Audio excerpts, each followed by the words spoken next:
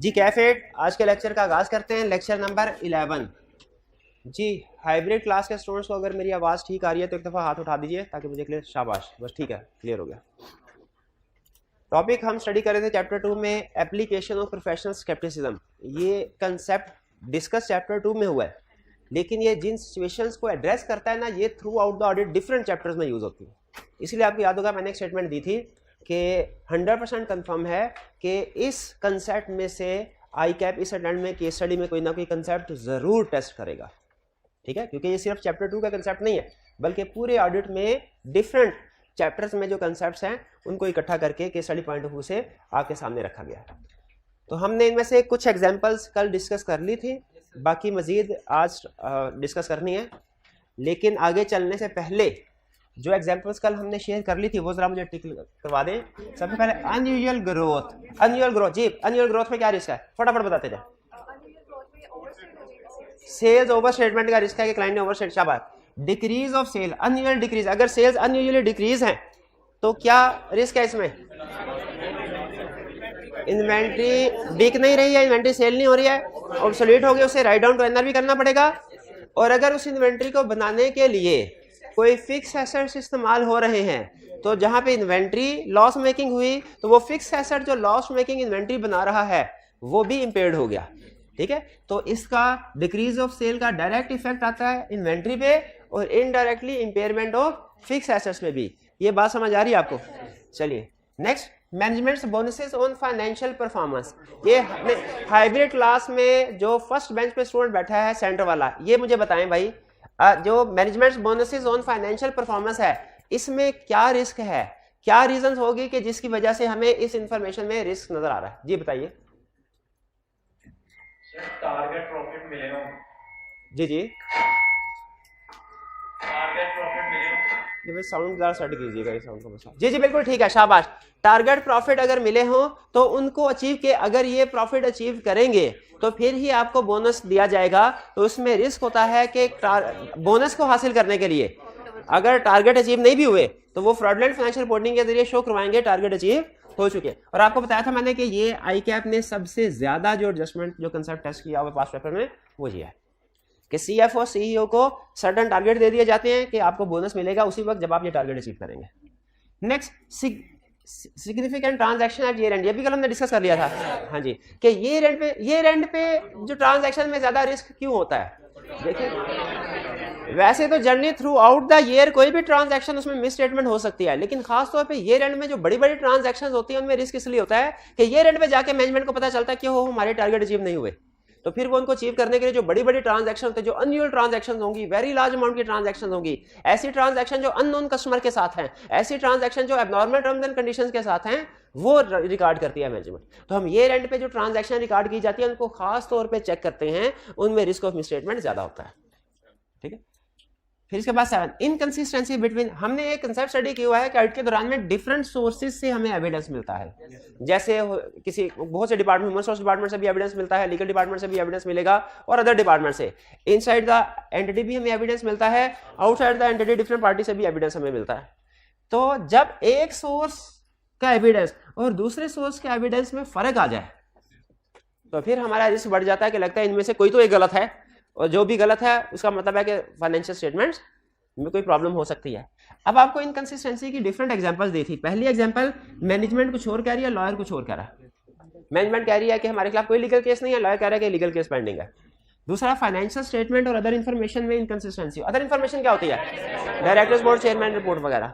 Financial statements में figure sales की कुछ और है, लेकिन डायरेक्टर्स रिपोर्ट में सेल्स की फिगर कुछ और है। अब नो डाउट चूंकि फाइनेंशियल स्टेटमेंट हम वेरीफाई कर चुके हैं तो हमारे लिए वो ज्यादा रिलायबल है, लेकिन याद रखें जब कभी फर्क आ गया एक दफा हम थोड़ा सा सोच में तो पड़ जाएंगे कि हो सकता है फाइनेंशियल स्टेटमेंट में फिगर गलत हो सकता है अदर इन्फॉर्मेशन में गलत हो, लेकिन ये भी हो सकता है, तो उसको रीचेक करना पड़ता है। ये एग्जांपल है। और फिर डेटर्स को कंफर्मेशन लेटर सेंड किया कि क्लाइंट कह रहा है उसने डेटर से 20 लाख रुपए लेने हैं। हमने डेटर से पूछा बताओ आपने कितने पैसे देने हैं, डेटर्स ने कहा हमने 10 लाख देने हैं। तो ये इनकंसिस्टेंसी आ गई। रूल क्या है? रूल हमेशा याद रखिएगा, रूल ये है कि जब कभी इनकंसिस्टेंसी होगी डिफरेंट सोर्सेज ऑफ एविडेंस में, ऑडिटर ने कभी आंखें बंद करके एक पार्टी पे, एक सोर्स पे रिलाय नहीं करना, बल्कि फर्दर प्रोसीजर परफॉर्म करके डिसाइड करना है कौन सा सोर्स ठीक है कौन सा गलत है। अगर आपको सीईओ कोई और बात कर रहा है और मैनेजर अकाउंट्स कोई और बात कर रहा है, मेरा ये ख्याल है आपको सीईओ की बात मान लेनी चाहिए क्योंकि वो हायर पोजीशन पे है। आपका क्या ख्याल है? नहीं, मैनेजर की बात मानेंगे? ये इनकंसिस्टेंसी है, किसी की भी एक ही बात नहीं मानेंगे, पहले फर्दर प्रोसीजर परफॉर्म करके उसको रिजॉल्व करने की कोशिश करेंगे। बताइए, अगर फाइनेंशियल स्टेटमेंट्स में कुछ और फिगर है सेल्स की और अदर इंफॉर्मेशन यानी डायरेक्टर्स रिपोर्ट में कुछ और है, तो फाइनेंशियल स्टेटमेंट ठीक है कि अदर इंफॉर्मेशन ठीक है? इस नतीजे पे नहीं पहुंचना, पहले प्रोसीजर परफॉर्म करेंगे, फाइनेंशियल स्टेटमेंट को चेक करेंगे, अदर इंफॉर्मेशन को फिर उसके बाद किस नतीजे पे पहुंचेंगे दोनों में से कौन सी चीज ठीक है कौन सी गलत है। नहीं समझ आई? अगर डेटर कुछ और बैलेंस कर रहा है, कंपनी कुछ और बैलेंस कर रही है कि उसने वसूल करना है, डेटर कोई और बैलेंस कर रहा है, तो कौन ठीक है? फर्दर प्रोसीजर परफॉर्म करेंगे। अच्छा, वो फर्दर प्रोसीजर क्या होंगे वो केस टू केस वेरी करता है, इस सिचुएशन में कुछ और होंगे, इसमें कुछ और होंगे, इसमें कुछ और होंगे, वो मैं अभी नहीं आपको बता रहा, ठीक है, वो फिर कभी पढ़ेंगे। इसी तरह के एनालिटिकल प्रोसीजर की भी बात है कि अगर राइटर ने खुद से कुछ अंदाजा लगाए और वो मैनेजमेंट से डिफरेंट हो तो उसमें क्या करना है वो भी हम आगे चल के स्टडी करेंगे। ये 7 भी हो गया। फिर 9 सिग्निफिकेंट रिलेटेड पार्टी ट्रांजैक्शंस। इसमें सबसे पहले तो आपने क्वेश्चन में रिलेटेड पार्टी पहचाननी होती है। रिलेटेड पार्टीज किसको कहते हैं? किसी भी एक कंपनी की जो दूसरे होल्डिंग सब्सिडरी या एसोसिएटेड कंपनीज हैं वो उसकी रिलेटेड पार्टीज है, या जो उसके डायरेक्टर चीफ और इवन डायरेक्टर चीफ एग्जीक्यूटिव के रिलेटिव्स वो भी रिलेटेड पार्टी होते हैं। एक क्वेश्चन में उसने कहा कंपनी ने अपना हेड ऑफिस चेंज किया, नए हेड ऑफिस का जो डिजाइनिंग इंटीरियर डिजाइनिंग का काम है वो सीएफओ की वाइफ के स्पुर्द किया गया है, वो डिजाइन करेगी क्योंकि वो डिजाइनर है। बताइए इसमें क्या प्रॉब्लम है आउट पॉइंट ऑफ व्यू से? हमने कहा ये रिलेटेड पार्टी ट्रांजैक्शन है, हमारा रिस्क ये है कि ये हो सकता है आर्म्स लेंथ बेसिस पे ट्रांजैक्शन ना हो। तो क्वेश्चन में सबसे पहले आपने रिलेटेड पार्टी को पहचानना, रिलेटेड पार्टी इन्वॉल्व है कि नहीं है। फिर आगे चलेंगे कि अगर इन्वॉल्व है तो उसकी वजह से इशू क्या हो सकते हैं। जो सबसे बड़ा एक इशू होता है वो क्या होता है भला? ट्रांजैक्शंस आर्म लेंथ बेसिस पे नहीं होते। और आर्म लेंथ बेसिस आपको पता है मैं किसको कह रहा हूं? मैं हमने में मार्केट टर्म्स एंड कंडीशन में ट्रांजैक्शन ना हो। हाँ, अगर अप्रूव देखिए, रिलेटेड पार्टी के साथ ट्रांजैक्शन करना इलीगल नहीं है, ये गलत भी नहीं है, गलत भी नहीं है, ठीक है। लेकिन एज ऑडिटर हमें मसला ये है, जैसे क्या सीएफओ सीईओ को बोनस देना गलत है? नहीं है, कंपनी तो इसलिए जाते हैं ताकि वो ज्यादा मेहनत करे। लेकिन हमें एज ऑडिटर खतरा क्या होता है कि मैनेजमेंट ने चाहे अच्छी नियत के साथ इनको ऑफर किया है लेकिन ये उसका मिसयूज कर सकते हैं। तो रिलेटेड पार्टी के साथ ट्रांजैक्शन करना गलत नहीं है, लेकिन एज ऑडिटर हमें रिस्क है इनके साथ जो ट्रांजैक्शन की गई होंगी हो सकता है वो मार्केट टर्म्स एंड कंडीशन पे ना हो, उनको कोई फेवरेबल, जैसे अगर कोई सामान खरीदा है उनसे तो मार्केट से हायर रेट पे खरीद लिया गया हो, या कोई सामान बेचा है उनको तो मार्केट से लो रेट पे बेचता है, उनको फायदा हो जाए कंपनी को नुकसान हो, ठीक है। बाज़ औक़ात कुछ सीएफओ सीईओ इस तरह के काम करते हैं, ठीक है। तो इसमें सबसे बड़ा रिस्क क्या होता है, इनके साथ जो ट्रांजैक्शन है वो हो सकता है मार्केट टर्म्स एंड कंडीशन पे ना हो। Related party clear. इसके बाद significant income expenses assets liabilities are based on estimates. इसको हमने एग्जांपल के साथ इनहेरेंट लिमिटेशन वाले टॉपिक में पढ़ लिया था। क्या पढ़ा था हमने कि फाइनेंशियल स्टेटमेंट्स में कुछ एरियाज ऐसे होते हैं, वो इनकम साइड में भी हो सकते हैं, वो एक्सपेंस साइड में भी हो सकते हैं, वो एसेट साइड में भी हो सकता है, वो जिस साइड में भी है, अगर उनमें एस्टिमेट्स इन्वॉल्व हैं तो उनमें रिस्क ऑफ मिस स्टेटमेंट ज्यादा है, क्योंकि एस्टिमेट हमेशा अंदाजा होता है, जजमेंट होती है जो कि गलत हो सकती है। और आपसे मैंने कुछ एग्जांपल भी पूछी थी ना कल, है ना जी मेरे भाई, आप बताइए क्या एग्जांपल्स हैं ऐसे एरिया जिनमें एस्टिमेट्स इन्वॉल्व होते हैं? प्रोविजन फॉर बैड डेट, शाबाश। प्रोविजन फॉर डेप्रिसिएशन, शाबाश। लीगल केसेस, शाबाश। अच्छा एक मिनट हरे, अगर आप मुझे इजाजत दें तो कंसेप्ट के अंदर मजीद घुस जाएं, क्योंकि मैं ना कुछ एडवांस के चैप्टर्स अभी मेरे जहन में आए, मैं उनकी बेस पर, ताकि एकदम से बर्डन आपके सामने आए। ये वाली साइड मुझे एग्जांपल बताएगी और ये वाली साइड मुझे कोई एक प्रोसीजर बताएगी कि किस तरीके से उनको वेरीफाई किया जा सकता है, ठीक है जी। आप मुझे बताइए कोई एरिया जिनमें एस्टिमेट्स इन्वॉल्व हो। प्रोविजन फॉर बैड डेट, आप as auditor provision for bad debt को कैसे वेरीफाई करेंगे? कोई एक स्टूडेंट हाथ उठा ले, कोई सा भी, और बता दे जी क्या करेंगे। हाँ देखेंगे प्रोविजन फॉर बैड डेट का रेट पिछले साल जैसा ही है या कोई चेंज आया है, और अगर कोई चेंज आया तो उनसे इंक्वायर करेंगे कि क्या चेंज है। और जो एजिंग ऑफ डेटर्स बनाते होते हैं उसकी एक्यूरेसी को चेक करेंगे वो ठीक है कि नहीं। एजिंग ऑफ डेटर पढ़ा हुआ ना क्या होता है? Provision basically ageing of debtor से ही निकलती है ना, तो वो शाबाश। और एग्जांपल बताइए, आप एग्जांपल बताइए गुडविल, जी बताइए गुडविल को कैसे वेरीफाई करेंगे, कोई स्टूडेंट बता दे। हाँ, गुडविल में ये देखेंगे, पहली चीज ये कि कहीं इंटरनली जनरेटेड गुडविल तो रिकॉर्ड नहीं कर ली, ये हमेशा परचेज होती है ना, और अगर परचेज गुडविल है तो कैलकुलेशन देखेंगे कि परचेज कॉस्ट कैसे कैलकुलेट की गई है, एसेट्स की वैल्यू, फेयर वैल्यू कैसे कैलकुलेट किया। शाबाश, बिल्कुल ठीक है ऐसे। और कोई एग्जांपल, एक एक प्रोसीजर भी बता दे काफी है। और कोई एग्जांपल जिसमें एस्टिमेट होते हैं, प्रोविजन फॉर लीगल केसेस, शाबाश, ये तो वो आपने एग्जांपल बता दी जो आईकैप सबसे ज्यादा पूछता है। इसमें सबसे अहम एविडेंस क्या है भला, लॉयर से पूछना, कंफर्मेशन लेटर। भाई लॉयर बताओ इस केस की क्या सूरत हाल है, जीत रही है कंपनी की हार रही है। अच्छा मुझे ये बताइए, ये लॉयर को लेटर कंपनी भेजेगी या ऑडिटर खुद भेजेगा? ऑडिटर को खुद भेजना चाहिए। शाबाश, बेहतरीन, ठीक है। कोई और एग्जांपल आपके ध्यान में तो बताइए। वारंटी, जी ये हाइब्रिड वाले स्टूडेंट, ये साउंड पे जरा हाथ रखिएगा। हाइब्रिड वाले स्टूडेंट, जी बताइए इसमें से कोई स्टूडेंट बताना चाहे कि वारंटी को वेरीफाई करना है, क्या प्रोसीजर होगा? वारंटी को वेरीफाई करने के लिए क्या प्रोसीजर होगा? कोई स्टूडेंट है, कोई माई का लाल हाइब्रिड में जो बता सके? शाबाश शाबाश।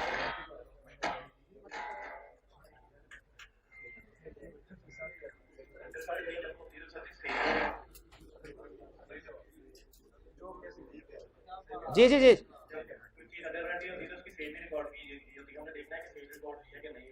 अच्छा जिस चीज की वारंटी रिकॉर्ड किया क्लाइंट, हम देखेंगे उसकी सेल रिकॉर्ड हुई है कि नहीं,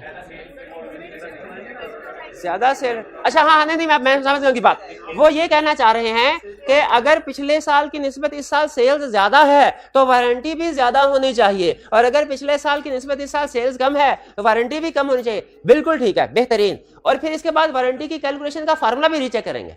असल में वारंटी की जो कैलकुलेशन, इसका एक फार्मूला होता है, ये बड़ा मुश्किल सा फार्मूला होता है कि अंदाजा लगाया होता है, हम 100 सेट सेल करें ना, उनमें से 3 सेट रिपेयरिंग के लिए आते हैं। जो 3 सेट रिपेयरिंग के लिए आते हैं उनके ऊपर एवरेज रिपेयर जो होती है ना, वो 300 रुपये के करीब की लगती है। तो इसका मतलब है एवरेज निकाल के एक सेट की सेल करें ना, तो उसके ऊपर हमने 45 रुपये की वारंटी। इस तरह का एक फार्मूला होता है जो कैलकुलेट करके उन्होंने यूज किया। वो फार्मूला रीचेक कर लेंगे वो रीजनेबल है कि नहीं। बिल्कुल ठीक। चलें, अब यानी आप इस काबिल हो गए हैं कि आपको कोई भी एरिया दे दिया जाए तो आप टूटा फूटा एक आधा प्रोसीजर बताने के काबिल हैं कि सर इसको कैसे वेरीफाई करेंगे।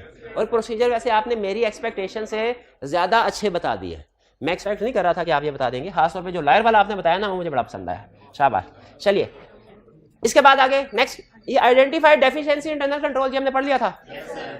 इंटरनल कंट्रोल में वीकनेसेस हो तो रिस्क ऑफ मिस स्टेटमेंट ज्यादा हो जाते हैं, बिल्कुल ज्यादा हो जाते हैं। ठीक है, जैसे मुझे ये बताइए कि अगर क्लास के दरवाजे पे ये कंट्रोल ना लगाओ कि देखा जाए आने वाला बच्चा हमारा स्टूडेंट है कि नहीं, ये कंट्रोल नहीं लगाया हुआ, बल्कि जो भी स्टूडेंट आ रहा है बैठ रहा है, तो कुछ ही दिनों में क्या होगा कि वहाँ बहुत से ऐसे स्टूडेंट, रिस्क है ना कि ऐसे स्टूडेंट्स भी आके बैठ जाएंगे जो क्लास में स्टूडेंट एनरोल्ड स्टूडेंट्स नहीं है। तो जहां कहीं इंटरनल कंट्रोल वीक होता है, रिस्क होता है कि मिस स्टेटमेंट बढ़ जाएगी।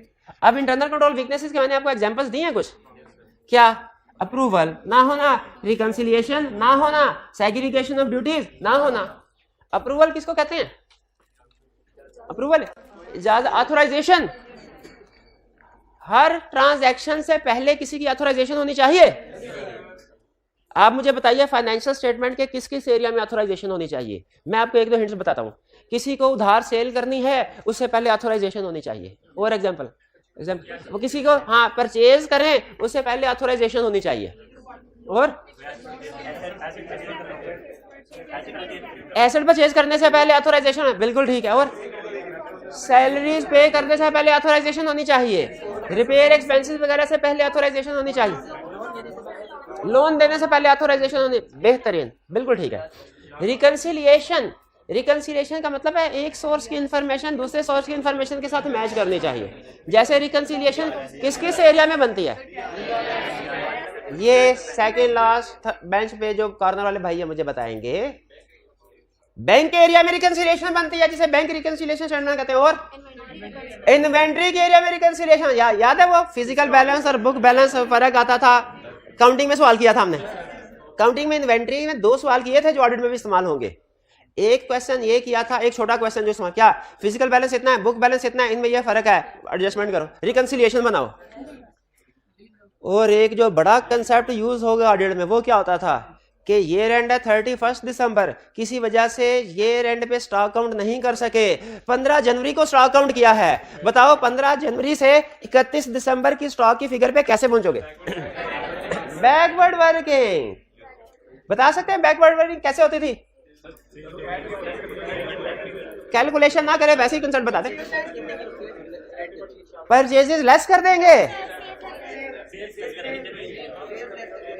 अच्छा वापिस आना ना, तो परचेजेस लेस करेंगे। ये रिवर्स वर्किंग है। इसमें अच्छा आप अकाउंटिंग ट्रीटमेंट एडजस्टमेंट बता रहे हैं, दो हरफी बात नहीं मुझे बता रहे। देखें अगर आगे चले ना, आगे चले, opening balance add purchases minus cost of sales होता है ना, तो जब रिवर्स चलेंगे minus purchases add cost of sale. देखा नहीं आता? आई आपने भी वो कंसेप्ट उठाया पूछने के लिए जो उसको पता स्टूडेंट भूल गए होंगे। ये रिवर्स वर्किंग भूल गए ना, ये कुछ था।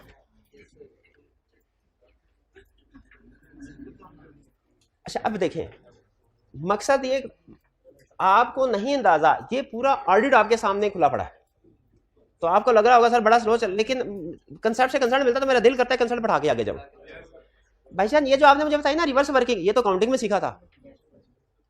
क्लाइंट आपसे कहेगा सर ये 15 जनवरी का बैलेंस है, लेस ये परचेजेस हैं, ऐड ये कॉस्ट ऑफ सेल्स हैं, ये सेल्स और इसकी कॉस्ट ऑफ सेल्स है, ये हमारा 31 दिसंबर का बैलेंस आ गया। आप कैसे वेरीफाई करेंगे कि वाकई ये चीजें ठीक क्लाइंट दे रहा है? हाँ शाबाश। 15 ये जो दरमियानी अरसे की सेल्स है, इसको सेल्स इनवॉइस के साथ वेरीफाई करेंगे। तो दरमियानी अरसे की जो परचेज है, परचेज इनवॉइस के साथ, अगर एक एक नाम और दे देना तो मैं बहुत ही खुश हूं आज। शाबाश कि सर परचेज इनवॉइस के साथ, परचेजेस को परचेज इनवॉइस के साथ तो मैच करेंगे, साथ में गुड रिसीट नोट भी देख लेंगे। सेल्स को सेल इनवॉइस के साथ तो मैच करेंगे, साथ में गुड डिस्पैच नोट भी देख लेंगे। शाबाश। परचेज एग्रीमेंट भी देख लेंगे। शाबाश बेहतरीन। तो सेल एग्रीमेंट भी देख लेंगे, सेल एग्रीमेंट भी देख लेंगे, बेहतरीन। शाबाश। बस ठीक है, ये आपको पता चल गया कि डिफरेंट सिचुएशन। अब देखिए मैं आपको प्रैक्टिस किस चीज की करा रहा हूं भला, कि आपके सामने छोटी छोटी डिफरेंट सिचुएशंस रख रहा हूं और आपके मुंह से बुलवा रहा हूं कि इसको वेरीफाई करने के लिए आप क्या प्रोसीजर परफॉर्म करेंगे। आप थोड़ा थोड़ा इस लाइन पे सोचना शुरू हो गए, यही चाहता था। आगे चलते हैं। भारत कंसेप्ट हमारा तो फिट है कि वीकनेस इंटरनल कंट्रोल होंगी तो रिस्क ऑफ मिस स्टेटमेंट ज्यादा होगी। ठीक है, तो प्रो सेग्रीगेशन ऑफ ड्यूटीज क्या होती है? सेपरेशन ऑफ ड्यूटीज, एक काम में एक से ज्यादा लोगों को एंगेज करना। इकोनॉमिक्स अगर आपने पढ़ी है तो उसमें शायद एक टर्म होती थी specialisation, division of labour and specialisation. ये वही एक तरह से डिवीजन सेपरेशन ऑफ ड्यूटीज वही कंसेप्ट है। एक काम के कुछ हिस्से करके अलग-अलग लोगों को दे दो, वो जब जल्दी जल्दी काम करते हैं तो एरर और फ्रॉड तो अपना अपने काम में स्पेशलिटी आ जाती है ना। कि अगर सेग्रीगेशन ऑफ ड्यूटीज नहीं है तो एक ही बंदा सारे काम कर रहा होगा, उसमें रिस्क ज्यादा है। ठीक है, अगर कैश रिसीव करने पे एक बंदा है, वही कैश रिसीव भी कर रहा है, वही रिकॉर्ड भी कर रहा है, सेग्रीगेशन ड्यूटी है कि नहीं? दूसरी ऑप्शन, रिसीव करने वाला बंदा अलग है, रिकॉर्ड करने वाला बंदा अलग है। रिसीव करने वाले बंदे ने पैसे रिसीव करके जेब में डाल दिए, रिकॉर्ड करने वाले ने लेकिन रिकॉर्ड कर दिए। डे एंड के ऊपर जब मैच किया जाएगा फर्क नजर आ गया कि नहीं? चोर पकड़ा गया। लेकिन अगर सेग्रीगेशन ड्यूटी नहीं है, एक ही बंदा था, उसने पैसे जेब में डाले और रिकॉर्डिंग भी नहीं की, अब डे एंड में चोर पकड़ा जाएगा। तो इससे क्या साबित हुआ? सेग्रीगेशन ऑफ ड्यूटी हो तो रिस्क कम है, सेग्रीगेशन ऑफ ड्यूटीज ना हो रिस्क ज्यादा है। क्लियर? आगे चलते हैं। हाँ, लैक ऑफ कॉम्पिटेंस और इंटेग्रिटी इन मैनेजमेंट और एम्प्लॉय। एक लाइन है, इसके अंदर 4 कंसेप्ट छुपे हुए हैं, 4 कंसेप्ट, 5वां खुद भी मैं ऐड कर दूंगा। पहले आप मुझे लैक और कमी है। मैनेजमेंट और एम्प्लॉय में फर्क है। Management higher level, financial statement के लिए रिस्पॉन्सिबल, एम्प्लॉयज लोअर लेवल, अपने अपने इंडिविजुअल एरिया के लिए रिस्पॉन्सिबल, यही फर्क था। कॉम्पिटेंस और इंटेग्रिटी में फर्क है कोई? कॉम्पिटेंस मतलब नॉलेज, स्किल होना, इंटेग्रिटी ऑनेस्टी, ईमानदार होना। अच्छा मुझे ये बताइए, अगर एक आपके सामने मिस्टर ए है, मिस्टर बी है, मिस्टर ए में कॉम्पिटेंस नहीं है, इंटेग्रिटी है, मिस्टर बी में कॉम्पिटेंस है, इंटेग्रिटी नहीं है, आपको दोनों में, वैसे तो दोनों चाहिए, दोनों में से एक चीज को सिलेक्ट करना चाहिए पड़े, कॉम्पिटेंस को सिलेक्ट करेंगे इंटेग्रिटी को? कितने स्टूडेंट्स कंपिटेंस को सेलेक्ट करेंगे, कितने इंटेग्रिटी को, होने तो, लेकिन अगर सेलेक्ट करना पड़े, हाँ इंटेग्रिटी वाले बंदे को याद रखिएगा, रिसर्च ये बताते हैं इंटेग्रिटी वाले बंदे को कंपिटेंस सिखाई जा सकती है, लेकिन जिसमें सिर्फ कंपिटेंस है ना उसे इंटेग्रिटी नहीं सिखाई जा सकती। हाँ जी, ये वो बंदा है जो, अब ऑडिट के पॉइंट ऑफ व्यू से सुने, ये वो बंदा है जो एरर करेगा, lack of competence, lack of integrity वो बंदा है जो फ्रॉड करेगा। तो मुझे बताइए हमारे लिए एरर ज्यादा मसले वाला होता है, फ्रॉड ज्यादा मसले वाला होता है, ठीक है। अच्छा, अगर मैनेजमेंट पहली सिचुएशन कंपिटेंस या इंटेग्रिटी में मैनेजमेंट इन्वॉल्व है या एम्प्लॉय इन्वॉल्व है, एक ही बात है कि फर्क है, किसका इफेक्ट ज्यादा होगा, मैनेजमेंट का, और एम्प्लॉय वाला इफेक्ट कम होगा। यानी इसको अब मैं इस कंसेप्ट को ऑडिट की टेक्निकल लैंग्वेज में कन्वर्ट करने लगा हूं। सुन लें, अगर लैक ऑफ कंपिटेंस है एम्प्लॉय में तो रिस्क ऑफ एरर इंक्रीज होगा एट असर्शन लेवल। अगर लैक ऑफ कंपिटेंस है मैनेजमेंट में तो रिस्क ऑफ एरर इंक्रीज होगा एट फाइनेंशियल स्टेटमेंट लेवल। अगर ये दो कंसेप्ट हो गए, तीसरा कंसेप्ट, अगर लैक ऑफ इंटेग्रिटी है एम्प्लॉय में तो रिस्क ऑफ फ्रॉड इंक्रीज होगा असर्शन लेवल। चौथा कंसेप्ट, अगर लैक ऑफ इंटेग्रिटी है मैनेजमेंट में तो रिस्क ऑफ फ्रॉड इंक्रीज होगा at financial statement level. Clear? 4 examples हैं। अब सुनिए, इनमें से चारों में से अगला कंसेप्ट पांचवा खुद अपनी तरफ से ऐड कर रहा हूं। चार सिचुएशन बताई ना इस एग्जांपल में से, इनमें से एक केस ऐसी है जिसको ऑडिटर बिल्कुल बर्दाश्त नहीं करता, उधर ही सारा कुछ छोड़ छाड़ के घर चला जाता है रिजाइन करके। कौन से? Lack of integrity in management. ये याद रखिएगा, ये आगे चल के 4-5 कंसेप्ट में आएगा ये चीज कि अगर मैनेजमेंट की इंटेग्रिटी डाउटफुल है auditor shall withdraw from engagement. क्या लिखाएगा? अगर मैनेजमेंट की इंटेग्रिटी डाउटफुल है auditor shall withdraw from engagement. भाई कुछ समझ आई बात के? चलें, ये भी क्लियर हो गया, आगे चलते हैं। हाँ, intended sale of business share और बिजनेस एक ही बात। आपने अपनी गाड़ी बेचनी, मोटरसाइकिल बेचनी हो, उसको चमकाते हैं कि नहीं चमकाते? आगे चाहे पूरा महीना उसकी सफाई वॉश ना करवाया हो, उसको बेचने से पहले अच्छे तरीके से वॉश करवाएंगे, ठीक है। जहां जहां कोई स्क्रैच वगैरह है, कोई ना कोई स्टिकर वगैरह लगा देंगे, कोई ना कोई इस तरह की जुगाड़ लगाएंगे, ऐसे ही होता है ना। तो जब कोई बंदा अपनी कंपनी को बेचना चाहता है तो बताइए वो उसकी सफाई सुथराई चमकाई नहीं करेगा? जहां जहां स्क्रैच है स्टिकर नहीं लगाएगा? बिल्कुल लगाएगा। यही बता रहा हूं कि अगर इरादा ये होना कि मैनेजमेंट ने, डायरेक्टर्स ने अब इस ऑडिट करने के बाद कंपनी को बेच देना है या अपने शेयर बेच देने हैं, तो बताइए वो क्या कोशिश करेंगे कि उन्हें ज्यादा प्राइस मिले या कम मिले? ज्यादा प्राइस मिले। तो ज्यादा प्राइस कैसे मिलेगी? जब वो प्रॉफिट को और एसेट्स को ओवरस्टेट करेंगे और एक्सपेंसेस और लायबिलिटीज को अंडरस्टेट करेंगे। तो बताइए अगर उनका इरादा है अनकरीब उन्होंने सेल कर देना है शेयर्स को या बिजनेस को, तो हम कहेंगे इसका मतलब है हाई प्राइस के चक्कर में फाइनेंशियल स्टेटमेंट में उन्होंने कोई ना कोई जुगाड़ फिट की होगी, प्रॉफिट को ओवरस्टेट किया, एसेट्स को ओवरस्टेट करने के लिए। एग्री करते हैं? इसी तरह अगर बैंक से लोन लेने के लिए जाएं, बैंक फाइनेंशियल स्टेटमेंट मांगेगा? क्यों? लोन देने से पहले बैंक फाइनेंशियल स्टेटमेंट क्यों? ताकि देखिए एसेट्स कितने आपके पास, जितने एसेट्स होंगे, जितनी सिक्योरिटी होगी उस हिसाब से लोन देगा ना। ये तो नहीं 100 मिलियन के एसेट्स है और 200 मिलियन का लोन दे दे। 100 मिलियन के एसेट्स है तो 50, 60, 70, 80 मिलियन का लोन देगा ना, 150 मिलियन का लोन थोड़ी दे देगा। लेकिन अगर कंपनी लोन हासिल ज्यादा करना चाहती है तो एग्री करते हैं कि अगर बिजनेस को बेचने का इरादा हो ओनर्स का तो फाइनेंशियल स्टेटमेंट में रिस्क ऑफ मिसस्टेटमेंट ज्यादा है। आइंदा आपके सामने इसमें से कोई भी इंफॉर्मेशन आ जाए तो अगला कंसेप्ट वही जहन में आए जो मैं फिट कर रहा हूं आपके जहनों में, ठीक है। आपने इसी लाइन के ऊपर सोचना है। आगे चलते हैं। नहीं मैं खत्म हो जाते भाईजान, आप अगर कभी इनको उधार देना तो एक गलती आपने कभी नहीं करनी, क्या? इनसे झगड़ा कभी नहीं करना। झगड़ा कभी नहीं करना। क्यों नहीं करना झगड़ा? पैसे नहीं वापस मिलेंगे फिर। अगर पता चले क्वेश्चन में कोई डिस्प्यूट हो गया है मेजर डेटर के साथ, तो मुझे बताइए डिस्प्यूट हो गया मेजर डेटर के साथ, तो अब क्या होगा? लड़ाई झगड़ा तो जो आपने कर लिया सो कर लिया, दिल की भड़ास तो निकाल ली, अब उसे पैसे एग्री करते हैं ना, पैसे नहीं मिलते, किसी से लड़ाई झगड़ा कर ले, कह रहे अच्छा ले सकते हो तो फिर ले लो, ले सकते तो प्रॉब्लम आ गई ना, प्रॉब्लम आ गई ना। तो इसी वजह से जब कभी क्वेश्चन में कहे डिस्प्यूट विद मेजर डेटर्स है, डिस्प्यूट विद, तो फौरन समझ लें क्या रिस्क है, डेटर्स की प्रोविजनिंग का। इस डेटर से पूरे पैसे नहीं मिलने, प्रोविजन रिकॉर्ड करनी पड़ेगी। इस डेटर से पूरे पैसे नहीं मिलने, प्रोविजन रिकॉर्ड करनी पड़ेगी।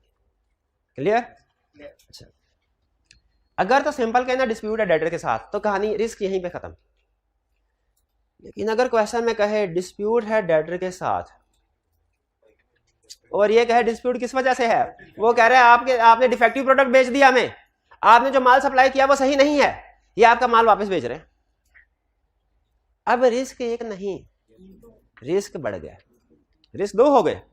डेट्स वाला रिस्क तो आ ही आएगा, अब भाई वो जो उसने चीजें वापस कर दी हैं, अब चाहे चीजों का मसला था या था वो एक अलग बात, उससे पैसे तो नहीं ना मिलेंगे, तो हो सकता है हमें उसके रिवर्सल रिकॉर्ड करने पड़े या प्रोविजन रिकॉर्ड, डिस्प्यूट राइज हो गया। एक दूसरा इन्वेंट्री वे एनआरवी पे रिकॉर्ड करनी पड़ेगी डिफेक्ट। ये एक दफा ना उसने 2-3 अटेम्प्ट्स में कंटिन्यूअसली एक एडजस्टमेंट पूछी, एक ही केस, पता नहीं क्या कभी कभी आई क्या आसान भी कंसेप्ट दे देता है, एक ही केस उसने, एक ही एडजस्टमेंट पॉइंट कंसेप्ट था, उसने 2-3 अटेम्प्ट्स में कंसेप्टिव पूछ। कंसेप्ट क्या था, ये रेंट के बाद कस्टमर ने डिफेक्टिव इन्वेंट्री रिटर्न कर दी, ये रेंट के बाद कस्टमर ने डिफेक्टिव इन्वेंट्री रिटर्न कर दी, तो आपने एडजस्टिंग और नॉन एडजस्टिंग ईमेल पढ़ा हुआ है? ये कितने students adjusting non adjusting email पढ़ा हुआ है और कितनों ने नहीं पढ़ा हुआ? तो नहीं पढ़ा हुआ। अच्छा, इसका मतलब ये होता है कि अगर आपने किसी को डिफेक्टिव इन्वेंट्री सेल कर देना और वो आपको बाद में वापस कर दे तो असल में ये सेल हुई ही नहीं है। सेल, हाँ, रिवर्सल की एंट्री आपको इसी साल में रिकॉर्ड करनी पड़ेगी जिस साल सेल की थी, तो आपको रिवर्सल की एंट्री पास करनी चाहिए इसी साल में। जब सेल करें और डिफेक्टिव इन्वेंट्री रिटर्न हो जाए, आप एक नहीं 2 एंट्रीज पास करेंगे। एक एंट्री मैं बताता हूं, दूसरी एंट्री आपने बतानी है। सिचुएशन क्या भला, डिफेक्टिव इन्वेंट्री रिटर्न हुई, एक एंट्री मैं बताता हूं, दूसरी आपने, मैं कौन सी एंट्री बताने लगा, सेल रिटर्न की, आसान वाली सेल रिटर्न। दूसरी आप क्या एंट्री करेंगे, एनआरवी ऑफ इन्वेंट्री की, इन्वेंट्री को राइट डाउन करना है, शाबाश। ये एनआरवी ऑफ इन्वेंट्री, भाई जो डिफेक्टिव इन्वेंट्री रिटर्न हुई है वो डिफेक्टिव है ना, क्वेश्चन में लफ्ज लिखा आ गया डिफेक्टिव है, तो इसका मतलब है वो रेगुलर प्राइस पे तो सेल नहीं होगी, एनआरवी पे होगी। ठीक है, तो अगर सिंपल कहे कि कस्टमर के साथ डिस्प्यूट है तो आपने क्या करना है, प्रोविजन रिकॉर्ड करनी है। लेकिन अगर आपको रीजन बता दें कि डिफेक्टिव इन्वेंट्री है तो याद रखें फिर आपने डेटर्स की प्रोविजन के साथ साथ इन्वेंट्री को भी एनआरवी पे रिकॉर्ड करना है। और फिर उसी तरह अगर मैन्युफैक्चर्ड इन्वेंट्री हो, मैन्युफैक्चर्ड इन्वेंट्री हो तो इन्वेंट्री फारक डिफेक्टिव इन्वेंट्री है, ठीक है, तो फिर इसका मतलब क्या होगा, आपको पता चला हमारी मशीन ऐसी बैटरी बना रही है मोबाइल की जो 2 घंटे चार्ज करे तो धमाके से फट जाती है। अब इसमें एक तो आपके पास जो सेट वापस आएंगे सेल रिटर्न वो तो सो होगी, दूसरा जो आपकी बैटरी स्टॉक में पड़ी हुई है वो भी एनआरवी पे रिकॉर्ड होगी ना, क्योंकि उसमें कोई रिपेयर। और तीसरा जिस मशीनरी से अब ऐसी बैटरी, इसका मतलब उसमें कोई ना कोई मैन्युफैक्चरिंग फॉल्ट है, उसकी इंपेयरमेंट भी रिकॉर्ड करनी पड़ेगी या नहीं, बिल्कुल करनी पड़ेगी। ठीक है, तो ये एक तीर से हमने 3 शिकार कर लिए। उसने कहा था मेजर डिस्प्यूट विद डेटर है, और डिस्प्यूट किस चीज का है, डिफेक्टिव इन्वेंट्री का। हमने कहा डेटर को खड़काओ, इन्वेंट्री को खड़काओ और फिर उसके बाद मशीनरी को भी खड़का दो।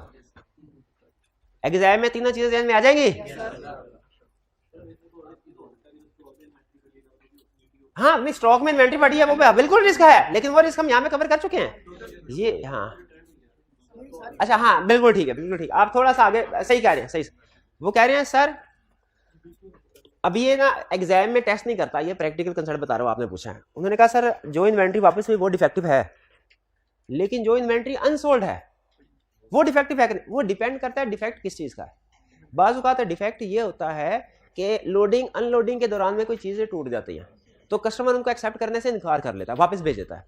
अगर इस तरह का इवेंट है तो फिर सिर्फ वही इन्वेंट्री एनआरवी पे आएगी जो हमने सेल की है, क्योंकि बाकी ठीक है। लेकिन अगर डिफेक्ट कोई टेक्निकल नेचर का हो जैसे हमारी बैटरी मैंने कहा हर 2 घंटे चार्ज करें धमाके से फट जाती है, तो ये इसका मतलब है सिर्फ उस इन्वेंट्री में मसला नहीं है जो सेल की हुई है, जो हमारे पास स्टॉक में पड़ी है उसमें भी मसला है, उसको भी एनआरई पे रिकॉर्ड करेंगे। चलिए ना, सही लाइन पे सोच लेते हैं। आगे चलें। पेंडिंग लिटिगेशन, आई कैप का फेवरेट, अभी थोड़ी देर पहले भी मैंने ये लफ्ज़ बोला था लिटिगेशन की जब एग्जांपल आई थी, किन्होंने लिटिगेशन की एग्जांपल दी थी? हाँ शाबाश, लिटिगेशन आई कैप का फेवरेट। पेंडिंग लिटिगेशन का मतलब क्या होता है? कभी लीगल केस चल रहा है, तो लीगल केस चल रहा हो कोई भी, अच्छा वो कोई भी हो सकता है, वो लीगल केस हो सकता है कि आपने किसी स्टाफ को नौकरी से निकाला, उसने आपके खिलाफ केस कर दिया। सीरियस एक्सीडेंट हो सकता है जिससे एनवायरमेंट डैमेज हो गया हो, ठीक है, वो मुझे याद है अकाउंटिंग स्टैंड आईएएस स्टैंड में शायद एक एग्जांपल होती थी कि एक होटल कंपनी है, कस्टमर ने आके होटल का खाना खाया, उसके बाद फूड पॉइजनिंग हो गई, उन्होंने होटल मैनेजमेंट के खिलाफ केस फाइल कर दिया, होटल के खिलाफ, ठीक है। या आप कोई ऐसे ऑपरेशंस कर रहे हैं जिससे एनवायरमेंट में पोल्यूशन क्रिएट हो रही है। एक क्वेश्चन में उसने कहा आपकी कंपनी C5 लेवल की केस स्टडी थी, उसने कहा आपकी कंपनी ना प्लाजा बनाती है रेजिडेंट लोगों की रिहाइश के लिए, प्लाट्स वगैरह, ये फ्लैट्स वगैरह, और एक बिल्डिंग बनाई फ्लैट, उसमें 4th फ्लोर गिर गया जिससे कुछ लोगों को नुकसान भी पहुंचा, डैमेज हो गया। बताइए क्या जिन लोगों को नुकसान पहुंचा वो चुप करके बैठेंगे कि केस फाइल करेंगे? केस फाइल करेंगे जिसने भी कंस्ट्रक्शन किया है उसका कंपनी के खिलाफ। तो लीगल केसेस किसी भी नेचर के हो सकते हैं, या हो सकता है कि प्रोडक्ट जो है वो सही काम ना करे, ठीक है, लोग उस वक्त भी, जैसे फूड पॉइजनिंग, प्रोडक्ट सही नहीं, आपने एक्सपायर्ड प्रोडक्ट्स खिला दी तो लोग आपके खिलाफ केस कर लेंगे। आपकी प्रोडक्ट, आपने कोई मेडिसिन इजाद की ऐसी, लेकिन उसके साथ आपने साइड इफेक्ट उसके नहीं लिखे, ठीक है। मैं हिस्ट्री पढ़ा था एक दफा, जब ये अभी आप देखते हैं सिगरेट के साथ लिखा होता है हमेशा सिगरेट नोशी सेहत के लिए नुकसानदेह वजारत से, जब ये नए नए सिगरेट इंडस्ट्री आई थी ना उस वक्त ये नहीं लिखा होता था, तो लोग सिगरेट पीते थे, उनमें से किसी को कैंसर हो गया, फेफड़े का कोई कैंसर हो गया, तो उसने कंपनी के खिलाफ केस कर दिया और वो केस जीत गया। उसने कहा इन कंपनी की प्रोडक्ट्स में ये साइड इफेक्ट था, इनकी जिम्मेदारी थी, हमें बताते नहीं बताया। अब प्रोडक्ट सही काम नहीं, नुकसान पहुंचाया प्रोडक्ट ने कस्टमर को, कस्टमर केस करेगा। लीगल केस क्या एग्जाम्पल, एक केस स्टडी में उसने कहा कंपनी इलेक्ट्रिक हेयर ड्रायर बनाती है महंगे, तो कंपनी ने हेयर ड्रायर बनाया, अब उसमें कुछ ऐसी एक टेक्निकल फॉल्ट आ गया, वो टेम्परेचर जो उसका आउट ऑफ कंट्रोल हो जाता था, वो बाल सुखाएं तो थोड़ी देर बाद शोले निकलते थे, उसमें शोले निकले तो कुछ लोगों के बाल जल गए। अब ये भी प्रोडक्ट जो है वो सही काम नहीं कर रहे। अब मुझे बताइए जिनके सारे बाल जल जाएं हैं, हालांकि वो सीए भी नहीं कर रहे थे फिर भी बाल गए, अब वो बर्दाश्त करेंगे इस चीज को? बिल्कुल भी नहीं करेंगे। लीगल केस का शाबाश। तो अगर कंपनी के खिलाफ किसी भी सिचुएशन में लीगल केस हो गया तो हमारे लिए एज ऑडिटर रिस्क है क्या कि आया जितनी प्रोविजन रिकॉर्ड होनी चाहिए या जितने डिस्क्लोजर आने चाहिए वो होए कि नहीं। आपको पता है जब कंपनी के खिलाफ लीगल केस चल रहा हो तो दो ही पॉसिबिलिटीज हैं, या तो कंपनी केस जीतेगी या हारेगी। अगर कंपनी केस हारे तो उसे प्रोविजन रिकॉर्ड करनी पड़ती है, कितना जुर्माना अदा करना होगा, और अगर कंपनी केस जीत रही हो तो प्रोविजन नहीं रिकॉर्ड करनी, डिस्क्लोजर फिर भी देना है। कितने स्टूडेंट को ये पता था कि लीगल केस हो तो उसका डिस्क्लोजर आता है? कहाँ पढ़ा आपने? अभी मैंने भी तो पढ़ाया है, क्या अभी आपको पता नहीं चला? अब मुझे बताया कितना स्टूडेंट को ये पता है कि कंपनी के खिलाफ अगर लीगल केस हो और कंपनी हार रही हो तो उसमें डिस्क्लोजर देना होता है। केस स्टडी के फैक्ट्स को सही तरीके से नहीं पढ़ते, ऐसे समझते हैं जैसा क्वेश्चन हमने क्लास में किया था ना वैसे ही पेपर में पूछेगा, उसी तरीके से नहीं पूछता। तो बताइए कितने ऐसे स्टूडेंट्स हैं जिनको ये पता है कि अगर कंपनी के खिलाफ केस पेंडिंग है और कंपनी हार रही है तो उसे रिकॉर्ड करना है, हाँ, और अगर कंपनी हार रही है तो उसे डिस्क्लोज करना है नहीं।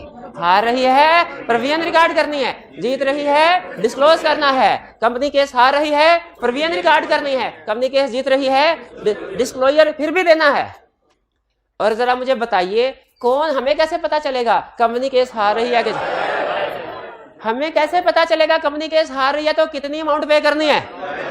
लॉयर बताएगा। तो इसका सबसे अहम, ये तो रिस्क बता दिया ना, इसके प्रोसीजर परफॉर्म करते हुए सबसे अहम प्रोसीजर क्या है? लॉयर को कंफर्मेशन लेटर सेंड करना है, लॉयर को कंफर्मेशन लेटर सेंड करना है। जब कभी लीगल केस आया लॉयर को कंफर्मेशन लेटर सेंड करना है। एक क्वेश्चन में उसने कहा क्लाइंट को प्रोडक्ट सेल करता है, कस्टमर्स को वारंटी प्रोवाइड करता है। हमने कहा ये तो बहुत अच्छी बात हो गई, करनी चाहिए, कस्टमर को वारंटी करनी चाहिए कि नहीं? आम लोगों के लिए अच्छी बात है, एज ऑडिटर हमारे लिए बुरी बात। कैसे भला? हम कहेंगे वारंटी रिकॉर्ड, तो अब हमें देखना पड़ेगा वारंटी सही रिकॉर्ड की है कि नहीं की। एक क्वेश्चन में उसने कहा पिछले साल वारंटी पीरियड 3 इयर्स था, इस साल वारंटी पीरियड 5 इयर्स है। ये उसने क्वेश्चन में नीचे स्टेटमेंट दी। जब हमने इनकम स्टेटमेंट देखी तो पिछले साल जो प्रोविजन फॉर एक्सपेंस था, इस साल भी वारंटी का एक्सपेंस उतना ही था। बताइए कोई प्रॉब्लम है कि नहीं? जब वारंटी पीरियड बढ़ा लिया तो वारंटी एक्सपेंस भी तो बढ़ना चाहिए, क्योंकि अब ज्यादा सेट आएंगे। अब वो 4 साल 5 साल पहले जो सेट बेचा है वो भी आएगा। Provision for warranty. एक क्वेश्चन में उसने कहा, हल्की सी बात करिए चलते चलते, कि आजकल कस्टमर्स की कंप्लेन बहुत ज्यादा बढ़ गई है प्रोडक्ट की फंक्शनिंग के हवाले से। फिर आगे चला गया, क्या प्रॉब्लम है कोई? वारंटी, क्योंकि अब जाहिर कंप्लेन बढ़ गई तो हमें ज्यादा उनको रिपेयर करके बेचना पड़ेगा। Provision for warranty clear. Revaluation of property plant equipment. Revaluation आपने पढ़ी हुई है कि प्रॉपर्टी को रीवैल्यू करवाते हैं। वो रीवैल्यू कैसे करवाते हैं? इंडिपेंडेंट वैल्यूअर आता है। अच्छा एक मिनट, हरे इंडिपेंडेंट वैल्यूअर, वो ज़बानी कलामी वैल्यूअर बता जाता है कि रिटर्न रिपोर्ट देता है। अच्छा मुझे बताइए एज ऑडिटर, ये एक पूरा स्टैंडर्ड है जिसका मेन थीम आपसे पूछने लगा क्वेश्चन की शक्ल में, पूरा चैप्टर है मेन थीम।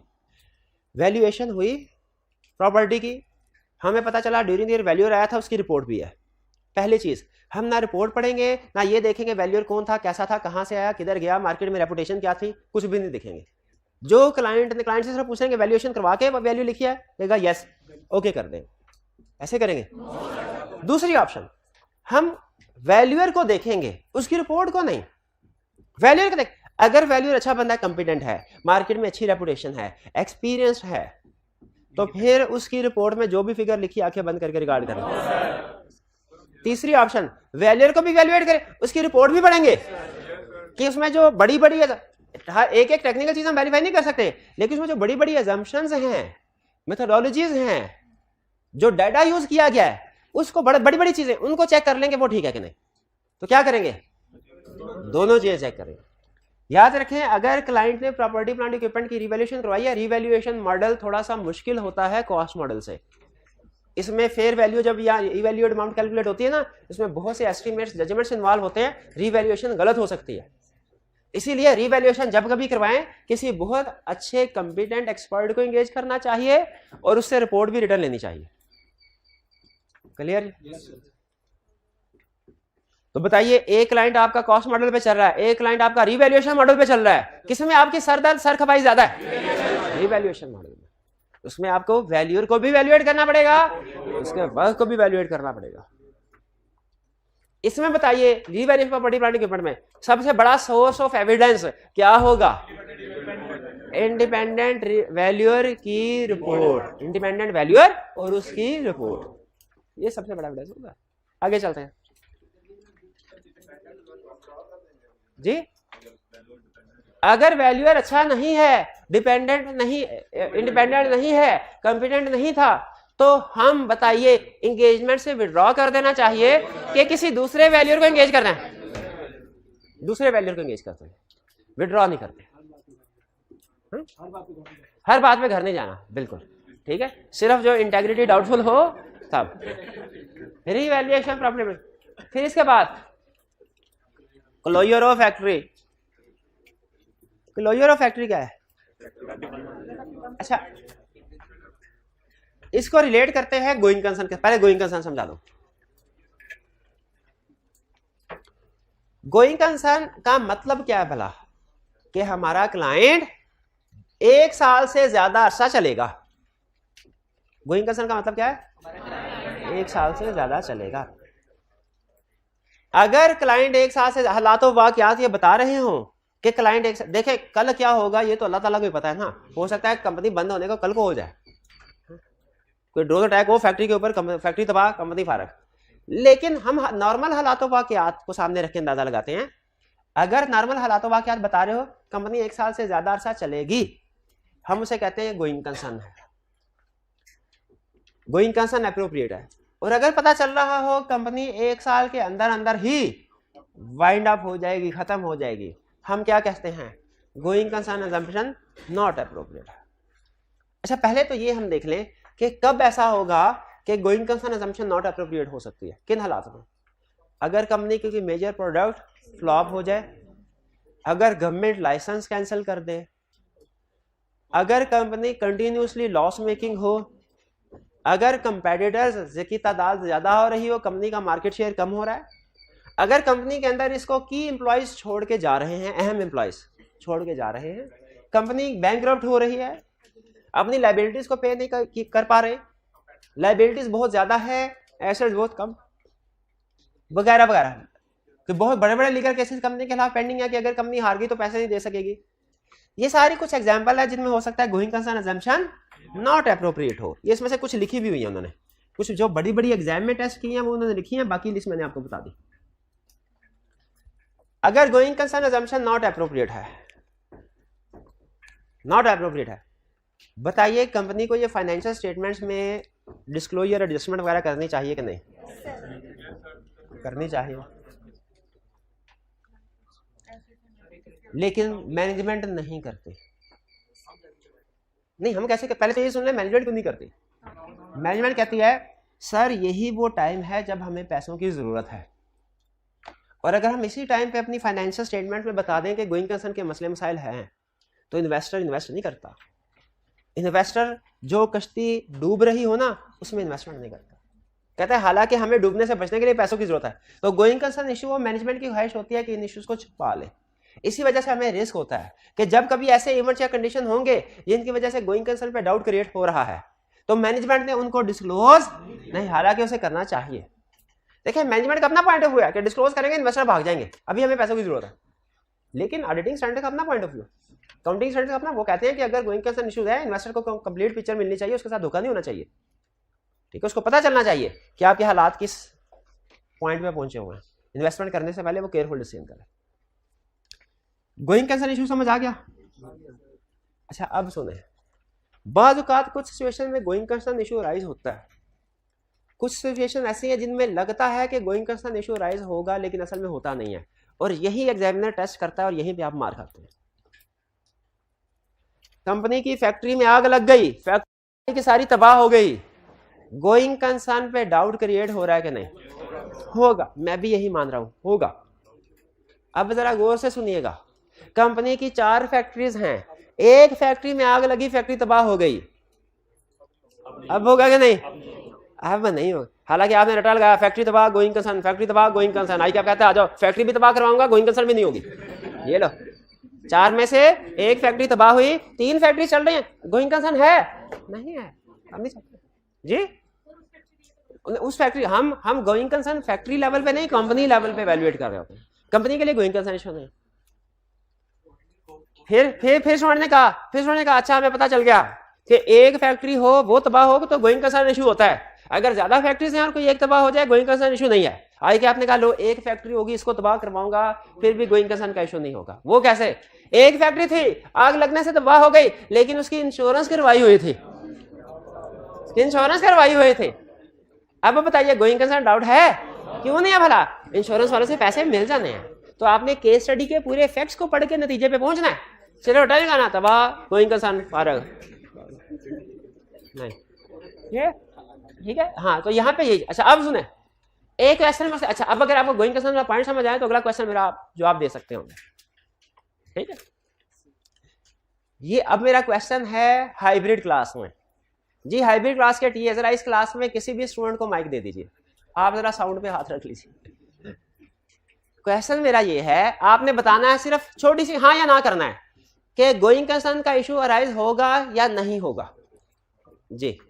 क्वेश्चन मेरा ये है, क्लाइंट की 3 फैक्ट्रीज हैं, एक फैक्ट्री में सेल कम हो रही थी, इसीलिए फैसला किया गया इस फैक्ट्री को बंद कर दिया जाए। बताइए गोइंग कंसर्न का इशू है कि नहीं जी? स्टूडेंट बताइए हाइब्रिड वाले। नहीं है, शाबाश, बेहतरीन। क्यों नहीं है? जस्टिफाई करवाएं, जस्टिफाई करवाएं, क्यों नहीं है भाई? वो रिक्वायरमेंट ए थी, अब ये रिक्वायरमेंट भी है, इसलिए गोइंग कंसर्न का इशू नहीं है क्योंकि ऑलरेडी 2 फैक्ट्री चल रही हैं, और जो अच्छा मजे की बात सुने, जो फैक्ट्री बंद की है ना उसकी सेल्स कम हो रही थी, बंद करने से तो अब हो सकता है कि खर्चे कम प्रॉफिट बढ़ जाए। तो एक चीज क्लियर, शाबाश, ठीक है जी, एक चीज क्लियर हो गई हमें कि क्लोजर ऑफ फैक्ट्री जो है इसमें गोइंग कंसर्न का रिस्क नहीं है। अगर फैक्ट्रीज की तादाद एक से ज्यादा है और एक फैक्ट्री को बंद कर देते हैं, गोइंग कंसर्न का इशू नहीं है। लेकिन कुछ और रिस्क है, गोइंग कंसर्न कुछ और रिस्क है। क्या क्या भाई, जब फैक्ट्री क्लोज हुई ना तो उसमें दो चीजें ऐसी थी जिनके बारे में अब हमने सोचना है कि क्या करें। एक वहां पे जो एसेट्स थे, फिक्स एसेट, उनका क्या करना है, और दूसरा जो एम्प्लॉयज काम कर रहे थे उनका क्या करना है। एम्प्लॉय, अच्छा एम्प्लॉयज जब हम उनको नौकरी से एकदम से निकालते हैं ना, डिसीजन मैनेजमेंट का है, तो उनको कुछ ना कुछ कंपनसेशन देना पड़ती है उसकी। हाँ, गोल्डन हैंडशेक स्कीम टाइप आपने उसकी प्रोविजन रिकॉर्ड करनी है जो कंपनसेशन पे करनी है। जब कभी फैक्ट्री क्लोज होगी दो रिस्क आएंगे, गोइंग कंसर्न का रिस्क नहीं आएगा अगर फैक्ट्री की तादाद से ज्यादा, लेकिन दो रिस्क आएंगे, एक फिक्स एसेट्स का, एक एम्प्लॉयज की कंपनसेशन का, उसकी प्रोविजन रिकॉर्ड करना है। एम्प्लॉयज की कंपनसेशन जो आपने पे करनी है, अब उनको एकदम से नौकरी से निकाल रहे हैं, उसकी प्रोविजन रिकॉर्ड करनी है। और दूसरा जो फिक्स एसेट्स पड़े हुए थे उनका क्या करना है। अब देखिए पहली चीज, उनको फिक्स एसेट्स में नहीं अब करंट एसेट में होना चाहिए, क्यों भला, बेचेंगे। और दूसरा उनको कॉस्ट पे नहीं फेयर वैल्यू पे होना चाहिए, क्यों भला, अब उनको इस्तेमाल नहीं करना, बेचना है। तो करंट एसेट्स आपको पता है जितने भी एसेट्स होते हैं वो नॉर्मली मार्केट वैल्यू वगैरह पे आते हैं जी। हाँ, दूसरी फैक्ट्री में भी ट्रांसफर कर सकते हैं, लेकिन बाज़ औक़ात मशीनरी इतनी हैवी होती है उसे एक जगह से दूसरी जगह पे शिफ्ट करना बहुत मुश्किल होता है, तो ऐसी मशीनरी को ट्रांसफर नहीं कर सकते जी। हाँ, शाबाश शाबाश, यही लफ्ज़ मेरे ज़हन में आता रह गया, रीस्ट्रक्चरिंग। इसको कहते हैं प्रोविजन फॉर रीस्ट्रक्चरिंग। जब कभी फैक्ट्री क्लोज होगी तो इसमें जो एम्प्लॉयज को हम निकालते हैं तो उसकी प्रोविजन रिकॉर्ड करते हैं, जिसे कहते हैं प्रोविजन फॉर रीस्ट्रक्चरिंग। ठीक है, ये सर में काउंटिंग में शायद आप पढ़ते हैं रीस्ट्रक्चरिंग। हाँ जी, 50 रुपये दे दीजिएगा सर बाद में, बेफिक्र। Closure of factory, closure of factory, अच्छा वैल्यूएशन। अच्छा अब सुन लें, अब मैं आपको कुछ वकूए बता रहा हूं जो अगर किसी कंपनी के साथ हो तो उसे अपनी इन्वेंट्री पे सब्र कर लेना चाहिए, उसे अपनी इन्वेंट्री को राइट डाउन कर देना चाहिए। अगर आप कोई बिजनेस कर रहे हैं और आपकी बिजनेस में इन्वेंट्री एक मटीरियल फिगर है और इनमें से कोई वकूआ हो गया तो आपकी इन्वेंट्री फारिग है, इसका मतलब है। पहला वकूआ क्या, डिक्रीज इन सेल्स और डिमांड। अगर सेल्स डिक्रीज होना शुरू हो जाए, ये हमने पढ़ा हुआ, वैसे एक पढ़ा, लिंक कर दिया। हाँ हाँ, इधर सेल के पॉइंट ऑफ व्यू से पढ़ा था, इन्वेंट्री पे इफेक्ट आएगा, उधर इन्वेंट्री के पॉइंट ऑफ व्यू से, ठीक है। Long standing inventory, slow moving inventory, ऐसी इन्वेंट्री जो काफी अरसे से बिकी ही नहीं, सेल ही नहीं हुई, सेल ही नहीं हुई। ठीक है, एक जगह मैं पढ़ा था कि एक चीज अगर आपने पूरा एक साल इस्तेमाल नहीं ना की तो हाईली प्रोबेबल है आप उसको सारी जिंदगी इस्तेमाल नहीं करेंगे, उसे आप अपनी जिंदगी से निकाल सकते हैं जिसको आपने पूरा एक साल इस्तेमाल। तो अगर कोई इन्वेंट्री ऐसी है जो हमारी एक साल तक सेल नहीं हुई फॉर एग्जांपल, तो वो हमारी सारी जिंदगी सेल नहीं।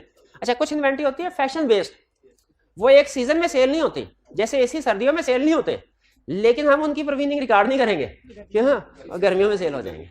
लेकिन अगर कोई पूरा साल ही ऐसी इन्वेंट्री है या इसी तरह की इन्वेंट्री है जो थ्रू आउट द सीजन चलती है और वो 3-4 महीने से नहीं बिक रही, जैसे फूड आइटम्स वो थ्रू आउट द ईयर बिकती है, वो अगर 3-4 महीने से नहीं बिकी तो वो इसका मतलब ऑब्सोलीट हो गई। लॉन्ग स्टैंडिंग इन्वेंट्री ऐसी इन्वेंट्री को कहते हैं जो कि काफी अरसे से ना सेल हो। हम कैसे पहचानेंगे एग्जाम क्वेश्चन में इन्वेंट्री इंक्रीज हो रही, ये बहुत बहुत बहुत अहम कंसेप्ट। आपको उसने पिछले साल की बैलेंस शीट दी होगी, इस साल की बैलेंस शीट दी होगी, पिछले साल की बैलेंस शीट में इन्वेंट्री है 10 मिलियन, इस साल की बैलेंस शीट में इन्वेंट्री है 16 मिलियन। आपसे कहेगा रिस्क आइडेंटिफाई करो, क्या रिस्क है, इन्वेंट्री बढ़ रही है मतलब सेल नहीं हो रही, मतलब ऑब्सोलीट इन्वेंट्री, ऑब्सोलीट इन्वेंट्री। हमारा एक क्लाइंट था लिस्टेड कंपनी, उसके डिफरेंट ब्रांचेस थी, हम हर ब्रांचेस में इन्वेंट्री लेवल वगैरह को ना देखते थे, पिछले साल कितना है इस साल कितना है, इसको कहते हैं एनालिटिकल प्रोसीजर। जब आप क्लाइंट की इस साल की फिगर को पिछले साल की फिगर के साथ कंपेयर करके इसे तो हम एनालिटिकल प्रोसीजर परफॉर्म कर रहे थे, तो हमें पता चल रहा था कि पिछले साल जो इन्वेंट्री होती है तकरीबन उतनी ही इन्वेंट्री इस साल है, उतनी इन्वेंट्री इस साल। अच्छा, हर ब्रांच पे इन्वेंट्री जो तकरीबन समझ लें 100 मिलियन थी, एक ब्रांच पे इन्वेंट्री थी 180 मिलियन, 180 हम पहुंच गए। अब देखिए अनयूजुअल फ्लक्चुएशन सामने आई ना, हमें इसको फर्दर इन्वेस्टिगेट करना चाहिए कि नहीं। हमने ब्रांच लेवल पे पहुंच गए, हमने कहा सारी ब्रांचेस जिस लेवल पे काम करें वो 100 मिलियन है, आपका 180 मिलियन है, तो आप क्या इधर बहुत ज्यादा चीजें बिकती हैं। इनका नहीं, इधर भी नॉर्मल एक्टिविटी होती है। फर्क क्या है कि हमारी इन्वेंट्री इसलिए कि पिछले साल दिसंबर खत्म होने से पहले पहले हमारे पास जो 80 मिलियन की इन्वेंट्री थी ना, उसको आग लग गई थी। तो ये असल में 180 मिलियन में से 80 मिलियन वो इन्वेंट्री है जिसको आग लगी है, वो हमने अलग एक कमरे में रखी हुई है, आप देखना चाहें उसको देख सकते हैं। और बाकी का 100 मिलियन जाहिर है फ्रेश इन्वेंट्री है जिसको हम चला रहे हैं, चलाई कर रहे हैं जिससे। तो 180 मिलियन ये शो करवाया है, बताइए सही करवाया ना? क्यों? उस 80 मिलियन को राइट डाउन करना चाहिए था, राइट ऑफ करना चाहिए था, जिन्होंने नहीं किया। तो अगर आपको इसी तरीके से क्लाइंट की फाइनेंशियल में देखे पता चले कि इन्वेंट्री इंक्रीज हो रही है, इसका मतलब है कोई इसी तरह का केस है, लगता है कोई इन्वेंट्री जल गई, उन्होंने राइट डाउन नहीं किया, उसको उधर ही शो करवा रहे हैं, लगता है इन्वेंट्री बिक नहीं रही, इकट्ठी कर रहे हैं, बिक नहीं रही। बाज़ औक़ात ऐसा भी होता है कि इन्वेंट्री चोरी हो जाती है, लेकिन डर के मारे जो ब्रांच लेवल पे लोग होते हैं ना, वो ये चोरी की एंट्री नहीं डालते, वो शो करवा रहे होता है कि इन्वेंट्री हमारे पास मौजूद है, और फिर जाहिर है वो बैलेंस इंक्रीज शो हो रहा होता है। तो इस तरह की चीजों से हमें पता चल जाता है अगर पिछले साल की निस्बत इन्वेंट्री इंक्रीज हो रही हो तो मतलब क्या है? ऑब्सोलीट हो गई। अच्छा एब्सोलूट नहीं, ऑब्सोलीट हो गई। हाँ जी ऑब्सोलीट। मेरी इंग्लिश फारग है लेकिन इतनी भी फारग नहीं है कि एब्सोलूट एश्योरेंस और ऑब्सोलीट इन्वेंट्री में फर्क ना कर सकूं जी। हाँ हो सकता है ऑब्सोलीट ना हुई हो, डिमांड ही खत्म हो गई हो, डिमांड खत्म होने को ही तो कहते हैं ऑब्सोलीट हो गई, ऑब्सोलीट हो गई। ये जो ये सेल लगाते हैं सीजन एंड पे 50% ऑफ सेल, 70% ऑफ सेल, किस वजह से? इन्हें पता है अब डिमांड कम हो गई है, आउट ऑफ फैशन हो जाते हैं। ये भी एनआरबी की तरफ इशारा है कि इन्वेंट्री ऑब्सोलीट हो गई। डिफेक्टिव इन्वेंट्री है या इन्वेंट्री मेल फंक्शनिंग, ये हमने डिस्कस कर लिया हुआ है। New product launch by competitor. अच्छा ये चीज आप एग्री करते हैं कि जब कभी न्यू प्रोडक्ट लॉन्च होगी, जब कभी आईफोन का नया मॉडल आएगा, प्रीवियस मॉडल की प्राइस कम होगी, एग्री करते हैं? अच्छा एक चीज ध्यान में रखिएगा, सैमसंग का कोई मॉडल है, सैमसंग अगर अपने ही किसी मोबाइल का नया मॉडल लॉन्च करेगा ना तो उसके प्रीवियस मॉडल की प्राइस कम हो जाएगी, डिमांड कम हो जाएगी। दूसरा केस, अगर सैमसंग ने कंपेटिटर ने, कोई एप्पल ने फॉर एग्जांपल कोई नया मॉडल लॉन्च कर दिया तो स्टिल सैमसंग के एग्जिस्टिंग मॉडल की डिमांड कम हो जाए, क्योंकि जब कभी नया मॉडल लॉन्च कर उसमें नए फीचर जरूर होते हैं कुछ ना कुछ। इसलिए याद रखें जब कभी न्यू प्रोडक्ट लॉन्च हो, वो चाहे कंपेटिटर करें या खुद करें, यहाँ पे कंपेटिटर लिखा हुआ है लेकिन ये खुद पे भी अप्लाई होता है, तो हमारी एग्जिस्टिंग जो प्रोडक्ट्स होती हैं उनकी डिमांड कम हो जाती है, उनको हमने एनआरबी पे राइट डाउन करना होता है। ये वाली बात समझ आई? अच्छा चलिए आज के लिए मेरा ख्याल है हाँ जी इतना काफी है, क्योंकि हम आपको पता है कंसेप्ट से दूसरे कंसेप्ट में भी मूव करते हैं, आगे पीछे जंप लगाते रहते हैं। लेकिन ये लिस्ट आपने बार बार पढ़नी और समझनी है। मैं फिर कह रहा हूँ ये आपके सामने एक तरह से पूरा ऑडिट खुला हुआ है और इसमें से मैंने आपको बताया इंशाल्लाह कंफर्म क्वेश्चन आएगा पेपर में, आपने इसको अच्छे तरीके से समझना है। चलिए आज का लेक्चर यहाँ पे खत्म करते हैं। अल्लाह हाफिज।